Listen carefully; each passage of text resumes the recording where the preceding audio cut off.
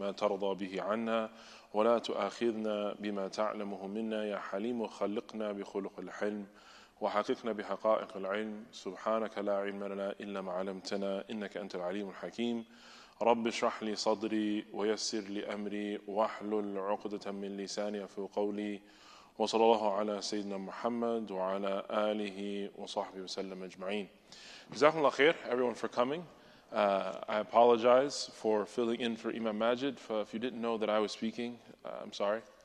But inshallah, we're going to try to follow up and continue on in the reading and explanation or tafsir of Surah Al-Qasas, inshallah ta'ala. Imam Majid left off with, in the story of Musa alayhi salam, where Musa just got finished putting his hand in his shirt and it came out white. He just finished receiving revelation for the first time, and then Allah subhanahu wa ta'ala told him to go to Fir'aun. And so it's really interesting because Imam Majid, mashallah, beautifully spoke about how they were lost in the desert and it was nighttime and it was cold, and how when Musa alayhi salam is looking for fire for these different reasons, and then now he is made a prophet. And Allah subhanahu wa ta'ala told him to go to Fir'aun, and he's like, listen, I am scared of my circumstances. Musa alayhi salam initially fled Egypt because he was involved in the killing of a Coptic, even though it was out of self-defense. And it led to him fleeing and being outside of Egypt for at least a decade. And so now when Allah subhanahu wa ta'ala is telling him to go back, he tells Allah subhanahu wa ta'ala, and I think it's one of the most beautiful things in the story of Musa alayhi salam, but all the prophets, is how they engage and communicate with Allah subhanahu wa ta'ala. There's a level, not just humility, but transparency that I think sometimes in how we've grown up or connect with the Quran or connect with Allah subhanahu wa ta'ala, we don't always speak that way.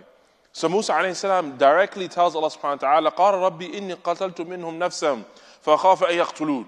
He directly tells Allah subhanahu wa ta'ala, oh Allah, oh my Lord, I killed a soul, I've committed murder from amongst them, and I'm worried that they will retaliate, that I will now be murdered if I go back for that. So just look at how he, just to start off, and I know Imam Majid covered these last verses, but as we're going to engage now, I think it's really important that we understand this context.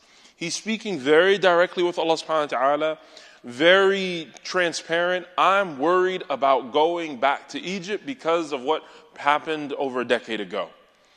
And then he really directly asked Allah subhanahu wa ta'ala for his brother Harun to be made someone who is a prophet that aids him in his journey. Ask Allah subhanahu wa ta'ala to give him his brother Harun because he is more eloquent in his speech, and so that Musa alayhi salam can rely on him. He can be a companion for him in this journey. And he's worried that because of his speech impediment, as some of the scholars said, or even the fact that he just wasn't as eloquent as his brother, that would be a reason for Fir'aun and his people to disbelieve or not affirm the message that Musa alayhi salam gave or is coming with. And so this is where Imam Majid stopped last week.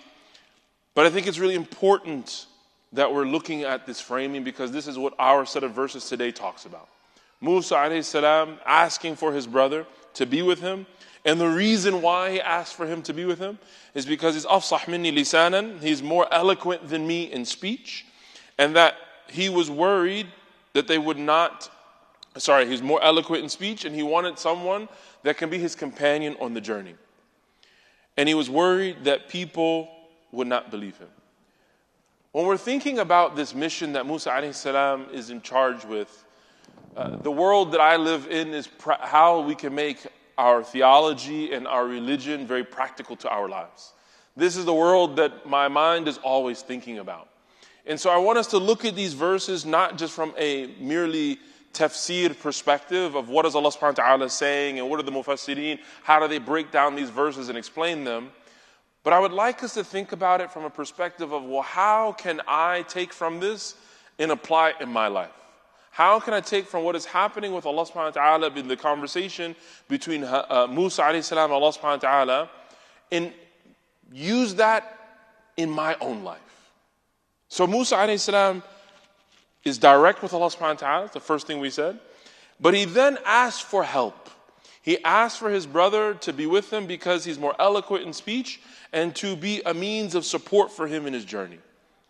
And I think it's really important that we recognize is that when we're committed to a mission, when we're going to do something, particularly something of great importance, it's okay to ask for help.